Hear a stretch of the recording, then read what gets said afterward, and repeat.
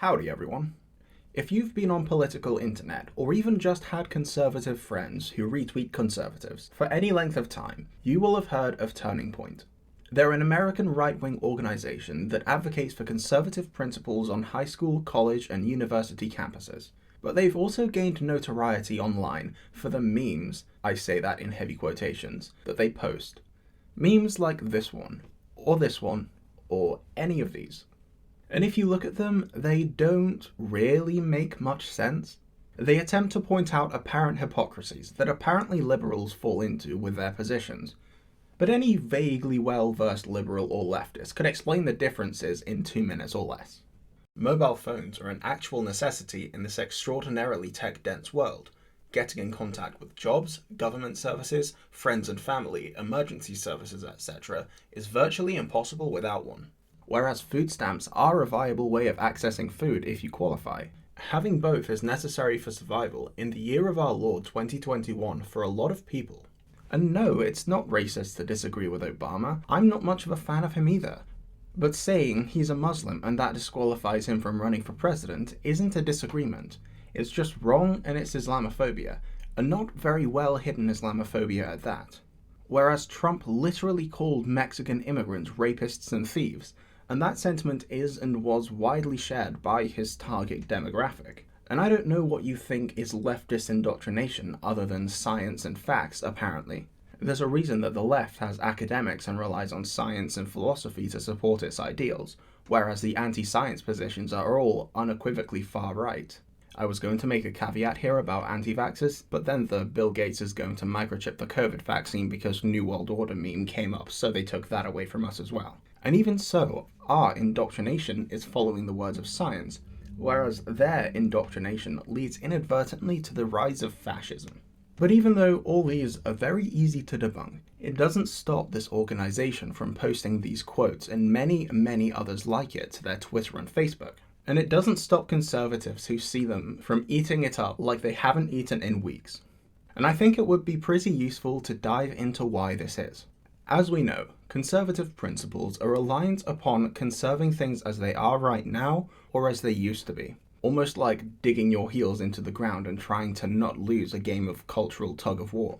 And I've covered this before here, but if you're a conservative, then you have a peculiar dynamic in the conversation where you're in control. If your goal is to keep things as they are, you don't really need to advocate for your political convictions and convince as many people as you can. You just need to stop everyone else from advocating for theirs. This means, ultimately, that they're not trying to convince everyone that they're right. They're trying to convince everyone that you're wrong. And what better a way of doing that than proving that you're a hypocrite? That's what all these quotes are trying to do. You say you're poor, yet you own an iPhone, an object that costs a lot of money. Hating the president is racist before, but liking the president is racist now? And you want people to listen to 4 years of your indoctrination, but you can't stand people listening to 1 hour of ours? That's hypocrisy.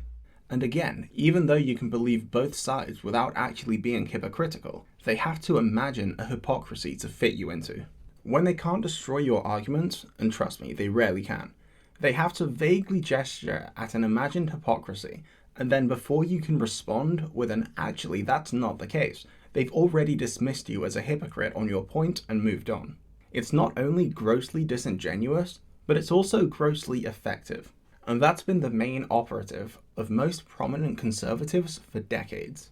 And this is why I can't engage with anyone who says the left and the right are just two different choices on the same political spectrum. The aims of the left and the aims of the right are not only different in terms of end goals, but also in terms of the fundamental build-up and strategy. It doesn't take a genius to see that the world is still kind of messed up now. The difference is, the right wants to keep it like this, and most people on the left want to change it. One of the main reasons that modern-day conservatism is still alive is because it relies on political disenfranchisement.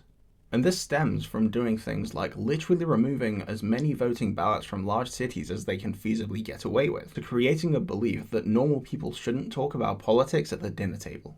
That's likely the main reason why your grandfather can get away with saying things like, "I just don't think the Mexicans, Muslims, foreigners, or nebulously defined outgroups should come into our country and steal our jobs and women." And the reason for that is twofold. Firstly, he's not had anyone to challenge his views for ages, because politics is a no-no topic. But secondly, it's given him almost a kind of freedom to not have to talk about it to people who would challenge his views. It's allowed him to not have to expose himself too much to the people who disagree with him. And I'm not saying to be the one to relentlessly bring up politics at every single opportunity. That's my job first and foremost. But it also gives you the reputation of the one you shouldn't invite to Christmas because it always gets political. But it is definitely worth trying to break the stigma about how politics shouldn't just be reserved for something that we do every 4 or 5 years when there's a general election. It's a conversation that affects our entire lives and livelihoods for decades and centuries to come.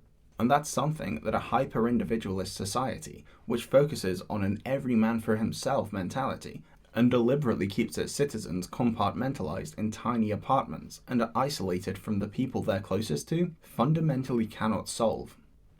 Changing people's minds about politics is not going to come easy, because, as I've said before, it's almost impossible to even try to have a conversation with someone if they won't even listen to you. But that's why the first step in any conversation is to open the other person's ears.